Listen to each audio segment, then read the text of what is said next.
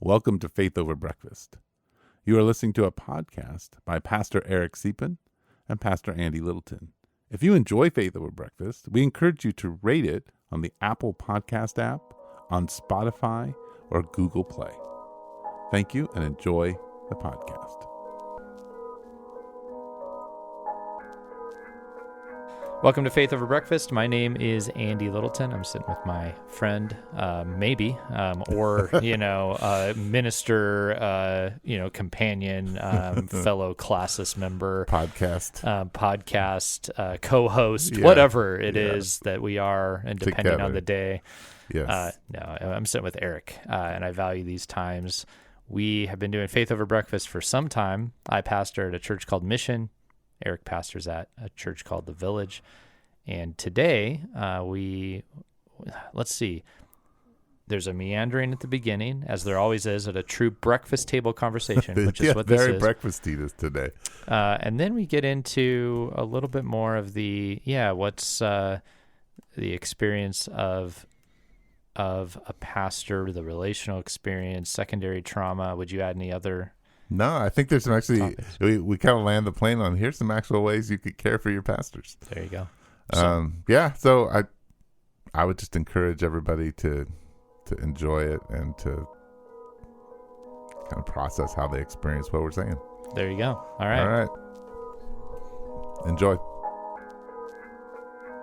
So Eric, you just told me something that you forgot you were on vacation.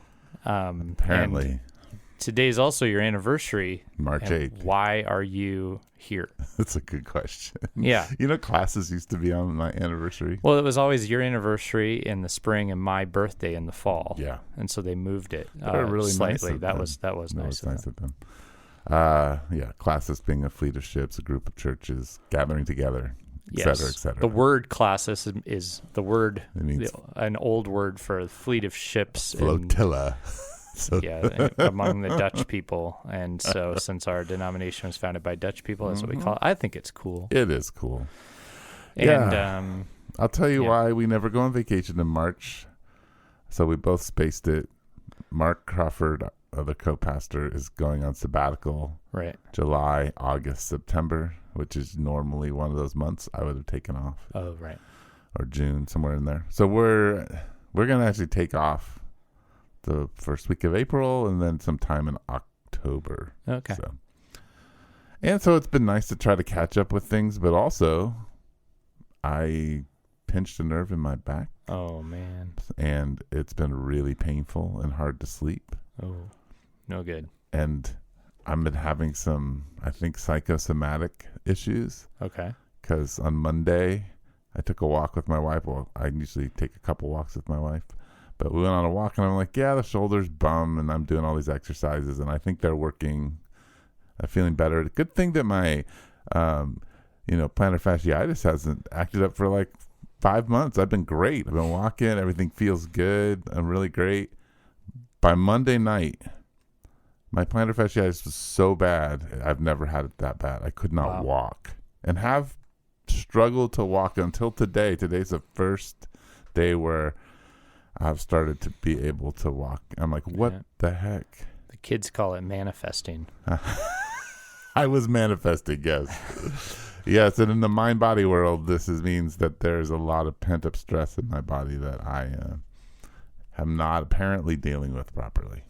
Well, tell us about it, Eric. The world wants to know. The world wants to know. I don't know how much the world wants to know. Well, we don't really want to know that much, if we're being honest. But but it could make for really interesting podcast content. So whatever you want to talk about. You brought up something else though that was on your mind. I did. Maybe contributes to it all. I don't know. What was that? Do you want to talk about that? Well, honestly, I wanted to talk about. Yesterday in a podcast, it hasn't gone up yet, somebody asked me, how do I deal with people leaving the church? Leaving the church? Yes. Yeah. Okay. So this is back to my summer journey. Yeah, and we've done these kinds of things. Let's talk about it. Well, or something else. The context of that is just that we live in this world where I feel like as a leader, I really have to get it right. And Yes. if I don't get it right, People will leave. people will leave. And do you think that's just a feeling, or do you think that's an accurate appraisal of the situation? I think it's 90% accurate. I do too. Yeah, I mean, now let me be quick. There are people who are committed Yeah. to me as a person and to the church and to Jesus, and they're not going to do that. But there is I feel that there is that held, and I'm going to be kind of blunt. It is more held in people who are younger than 30 years old or older. Yeah. Like, I feel like honestly, 30-year-olds and 40-year-olds are a little bit more. Yeah.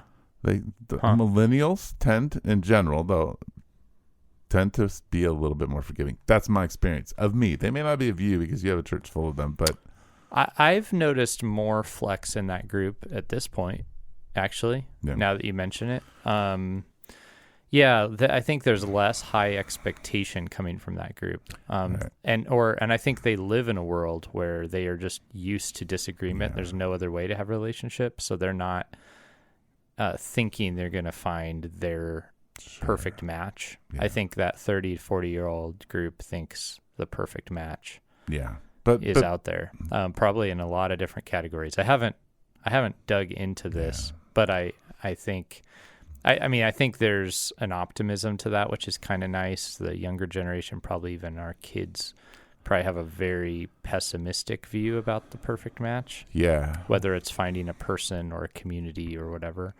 But that, I think the 30 to 40-year-olds, maybe even late 20-year-olds, they desire it so much and are on the search. And then I think when you don't find it, you become the perfect match for you're alone. Yeah. You are your perfect match. I haven't put this language to it. I'm really interested in knowing if we're onto something. That is interesting. And I've been thinking about this too, Eric. I'll just put out there, John, my co-pastor, who will also be on a sabbatical this summer, and I were having a conversation about essentially a topic that we know is there are very different opinions. Maybe our church is about half and half on it. And both of us, we related in our angst around even bringing it up. Yeah. Because the getting it wrong thing. And we also want to be people of conviction who do, and we do have our thoughts. Yeah. But on the other side of that conviction, you go, this could be the tipping point. Mm-hmm. And what's more important, the conviction that we love so-and-so and want them in the church, which we do, or that we need to put our feet down on this and be clear or whatever, and there's people are asking for that. And then if you don't do it, you've done something. Yeah. You made a statement. And there is a pressure. Sure. Yeah. Anyway, it's hard on a young church. So you're the older church, and it's weighing on you. Yeah. Well, I think to make it more personal and less about how people act as groups. I think for me personally, it is, if you're a pastor for a long time, you better learn how to grieve well. And I don't know if I've ever, I haven't done that well. That was part of my journey this summer. And the other part of that, though, is if you're a community like the Village, and I would argue to some extent like Mission, then you believe in community. And community means that even the ones who've wronged you or hurt you, or you've wronged and hurt, even if they walk away from your church, are still going to be around. Oh, right. Yes. And the weight of the brokenness inside the community of God as a shepherd of God's people is much heavier. And I think the one thing that I'm realizing is that not everybody understands that. Even the people who dearly love you don't understand that. And I think so that's some of what... Why do you think, I have some thoughts, but why do you think the people around you don't understand it as much? Well, one, I think people have their different levels of discernment just in general. Sure. So there's part of that, so they just don't see it.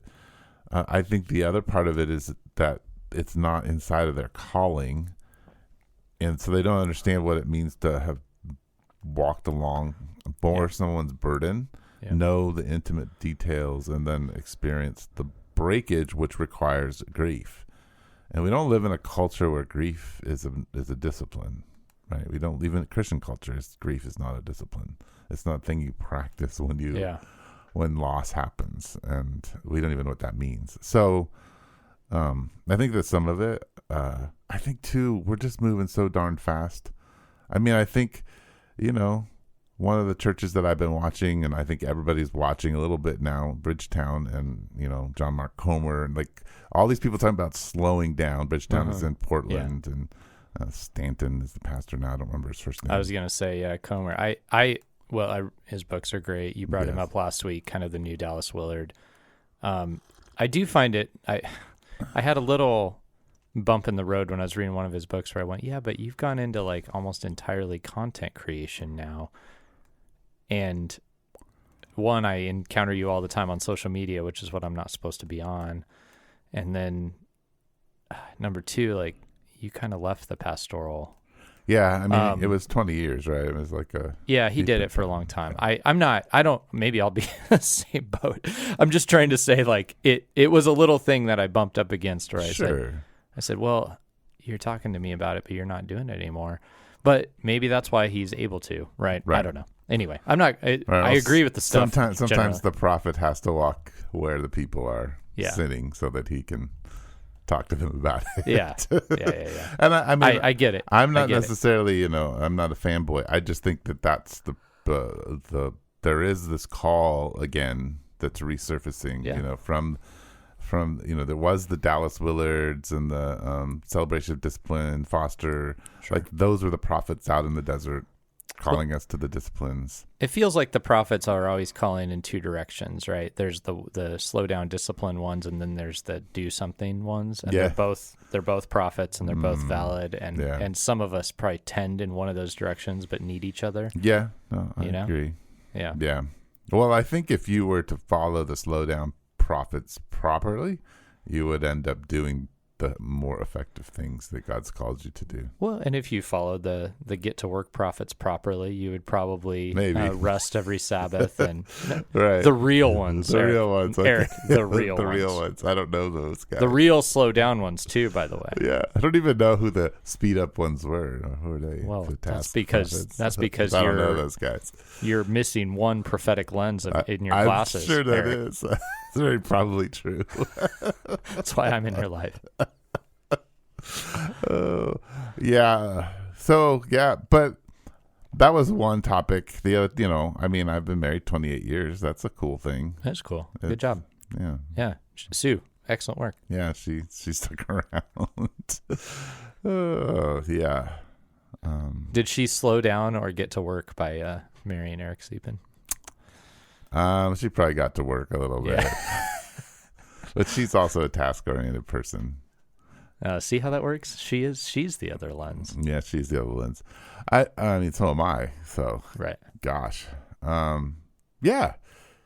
I don't know. So, I mean, I think just like there is some, like there's a lot of good things going on at the Village, but there's always hard things, and you have to hold those, and that's a big.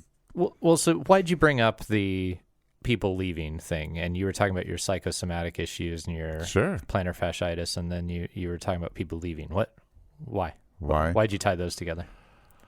Because I think I was processing of late that because I'm trying to figure out where I'm angry, because I think some of the stuff is that I'm angry. Yeah.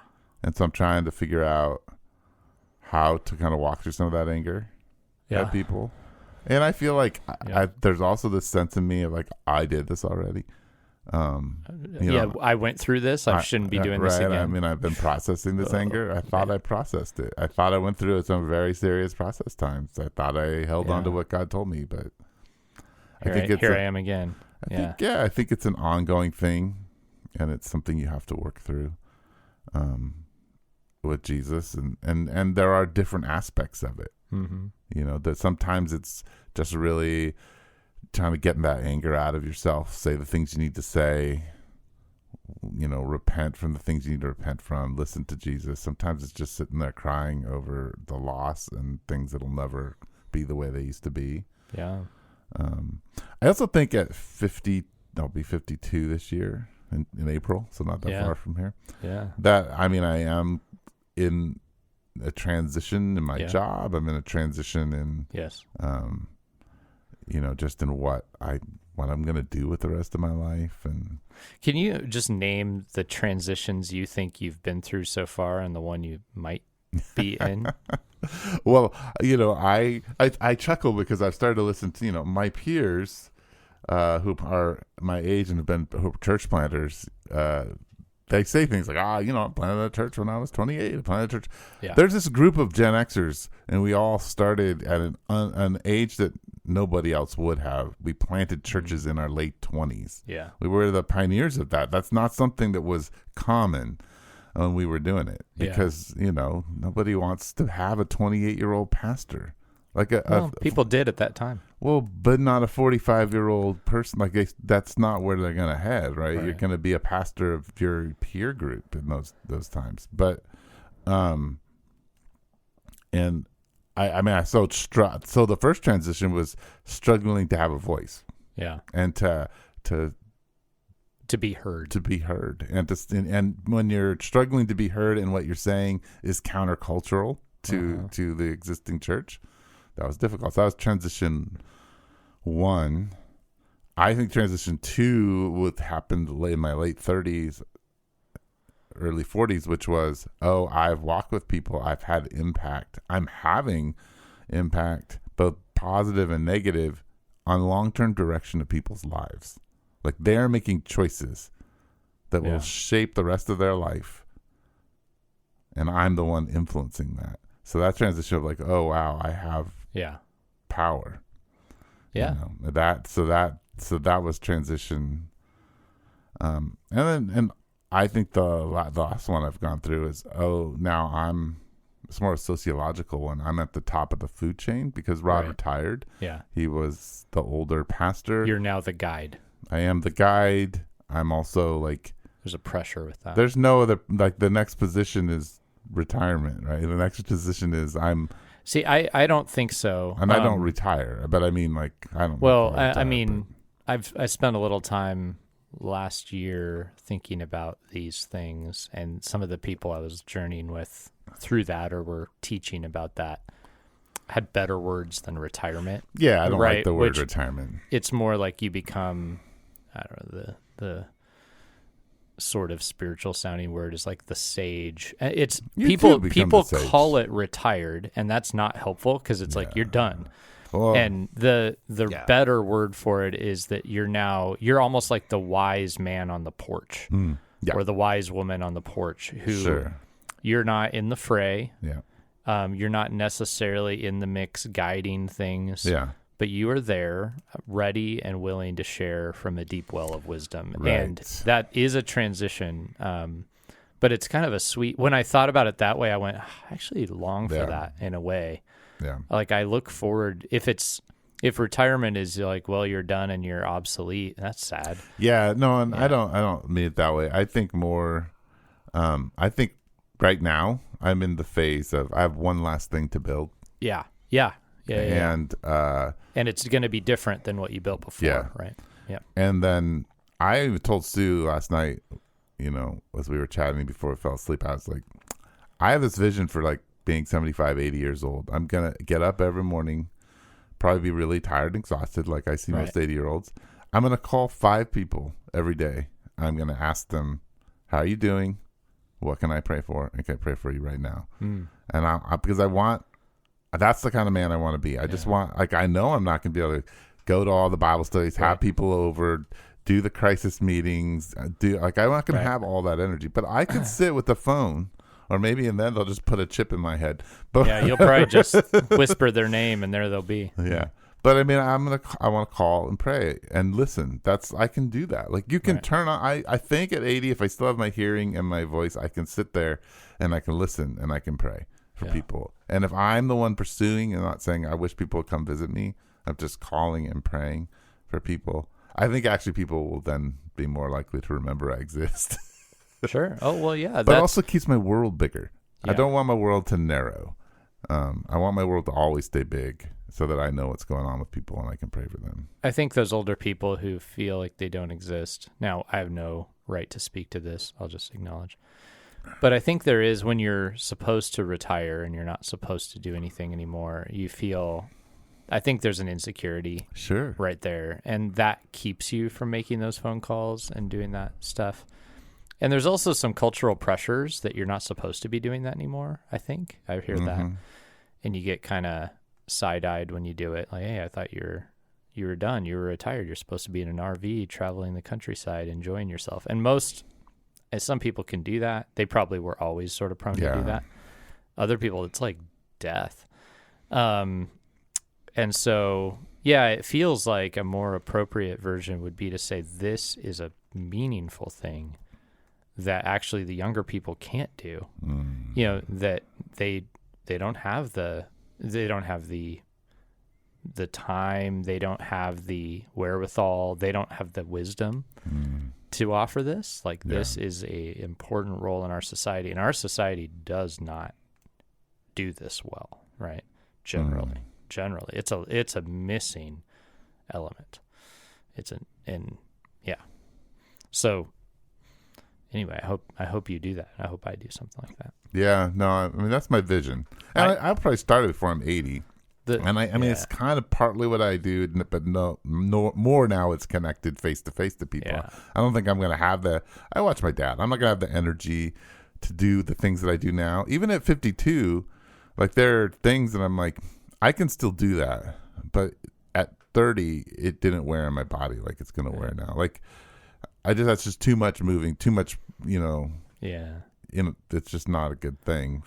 The vision I had of it, which I don't know that this will happen because it's not just my life, but the way that I thought of that was when somebody said, the one on the porch, I thought of Bisbee and all the little houses where the porch is right on Main Street. That's pretty cool. And I thought I would just find it a joy to kind of meander out of bed, tired as an old man, get a cup of coffee and just sit in a rocker on a porch, and whoever walked by and wanted to talk, Andy would talk to them, plop down, and do some of what I worked on all these years as a pastor, offer it to wild, Bisbee people who, disagree in profound ways, but just sit with them and hear it all and insert in some questions and some thoughts, or the believers in Bisbee who feel like they're very alone would have somebody to sit and talk with too. And that when I thought of that, I was like, oh, that'd be sweet. That's great. Now I think my wife might be quite overwhelmed to that type of life. I think she's hoping to be in a place of being away from people. And so, we'll have to figure that out. Yeah, that's what we do. So maybe I'm just on Zoom, dying inside. Dying inside on Zoom. Yeah. I feel like, oddly enough, the phone, like making a phone call, is so much easier than staring at somebody on Zoom. Yeah, I don't know. Maybe. It's probably because I just grew up on the phone. Yeah. Yeah, I don't love being on the phone. Yeah. I don't like mediating through devices. I'm okay. I'll do it, but I don't like it. Yeah. Well, it's the world we're in. I know. Yeah.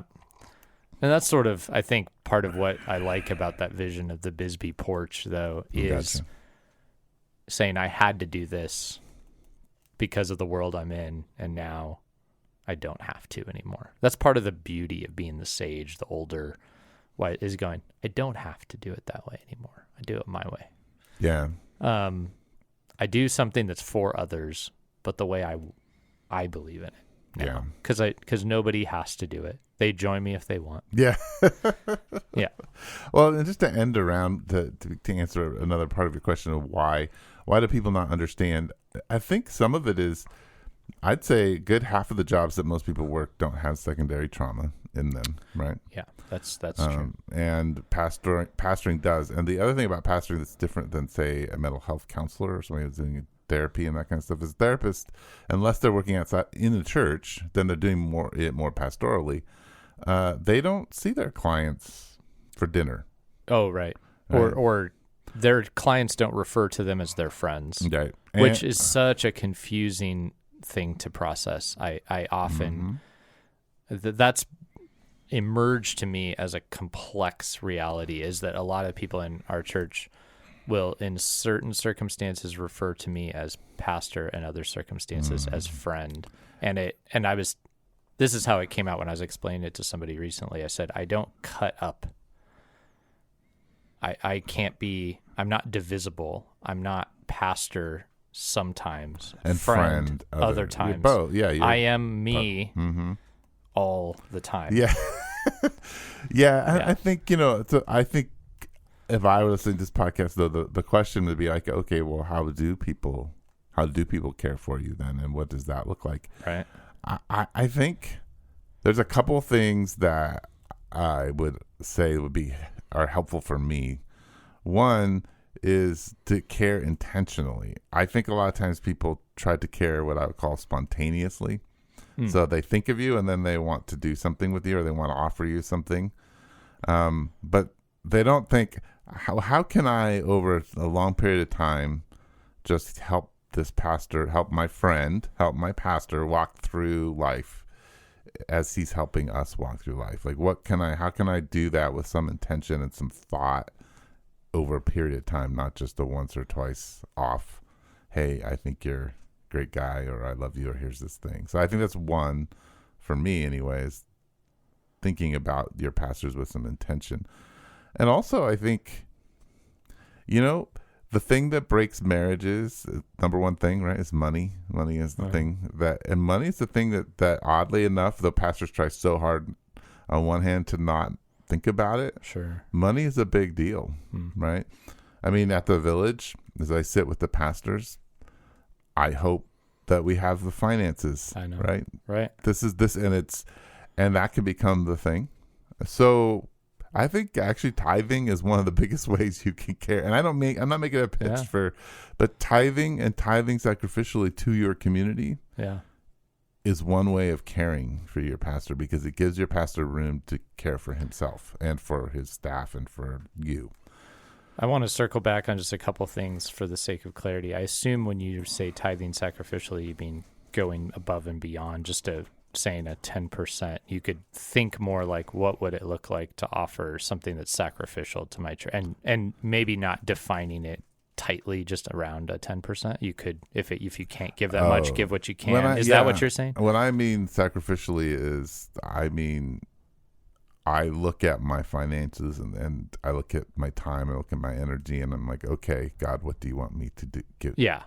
Okay. Looking at the whole thing. That's why I wanted to ask. I wasn't sure. But I think some is just saying, yes, obviously money is a thing. And I think sometimes we don't I'm not trying to spend a lot of time on money, because that's not the issue. It's just know it. Like when I sit down with people, a lot of times it gets at a lot of issues, how people deal with money in their marriage. It's the same in the church, how people are holding on to their money and how the money's used. Like where a lot of the things that are falling apart in church right now are abuse of people use of money and abuse of money. Like those are the two big things. Well, and I've heard it said the barometer for the, if you want to know how your spiritual life is doing, look at your money. And it's not wrong. You can see what you value the most by what you spend your money on. And that's always a challenge. It's a challenge to me. Yeah. I mean, I don't want, but that is one way, like just saying, oh, okay, taking care of my pastors financially, intentionally thinking about how they walk, but also just know that, yes, your pastor did choose this job, and at some level, right? He may argue that it was a calling and God would he could be Jonah and end up in a whale and spit out back into your church. But I relate to that a little bit. But it's still a choice. Yeah. Right. But at the same time, it's a choice to take on your stories, the stories that are heavy, to watch kids grow and to care for them. And it's a whole body kind of experience. And so just being aware of that is important. Oh yeah. Yeah. you talked about secondary trauma. That was the other thing I wanted to circle back on. And my understanding of that is there have been studies that have shown that when you are a person like a pastor or a therapist or something, and you, as you mentioned with pastor, the therapist hears about it briefly, walks away. The pastor might immerse in the life way more than a therapist. Even if it's not that much, that they're still going to see you in a communal setting as well. Yeah. And so there are studies that show that experience of hearing another person's trauma actually causes a trauma response, though not to the same degree, that is still significant. And so a person who bears a lot of that, it's cumulative and it affects that person a lot. Yeah. So, I mean, I think we got to be very careful. So there are two kinds of trauma. There's capital T trauma and small t trauma. Our culture started to call everything trauma, which is not. But when everything's trauma, nothing's trauma, unfortunately. Yeah, and that's.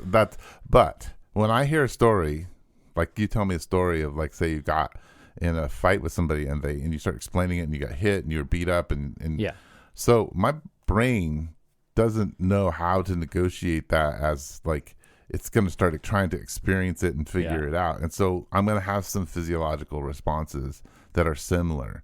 And at a lower level. I had someone just at one of Abby's softball games was giving me a little backstory on their life, and something came up that was highly traumatic, and I could feel myself. I was tense. I was concentrating. I was trying to. I was going, oh wow, and I began to imagine what that could be like. That right. Yeah. So your brain starts experiencing, and the physiological, even in that moment, the tensing, the concentration. Yeah. So it's just things to, like, remember and to think through, and I think some of that. I'll tell you what. Some of it is just send your pastor a text and say, hey, you know what? I love you, praying for you, care about what you're doing. You matter to me. That's a big deal. I mean, just a simple thing like that, or hey. On a Sunday, put your hand on your pastor's shoulder and say, I love you, care about you, and I appreciate what you have to offer. I've also discovered... Those are meaningful things. They are, yeah. No, yeah. I've discovered that, and I've kind of blamed this on turning 40. I'm a decade behind you. I'm 40. I'll turn 42 this year. Yeah, we're 10 years apart. We're 10 years apart. But I'm needing more... I'm needing to step away from that experience more often. Like you mean the Sunday or the counseling or the... Well, just needing to step out into space where I'm not the whether it's the leader or the sage or I'm saying the sage is older, but I'm just needing reprieve.